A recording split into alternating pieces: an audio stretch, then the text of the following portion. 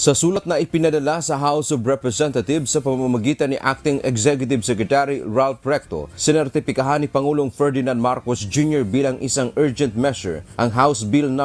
8220 na naglalayong itakda ang petsa ng kauna-unahang regular na parliamentary election sa Bangsamoro Autonomous Region in Muslim Mindanao o BARM. Sa liham kay House Speaker Faustino D. III, binigyang diin ng Pangulo ang pangangailangang maipasa agad ang nasabing panukalang batas. Ang panukalang ito ay mag-aamyenda sa Section 13, Article 16 ng Republic Act 11054 o mas kilala bilang Bangsamoro Organic Law.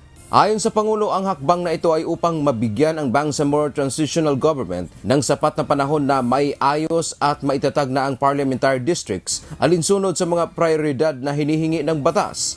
Layunin din nito na matiyak na ang lahat ng legal at institusyonal na kondisyon ay ganap ng nakahanda para sa isang malaya, maayos, mapayapa at mapagkakatiwalaang halalan sa rehiyon. Binigyan din ng kopya ng nasabing liham si Senate President Vicente Soto III.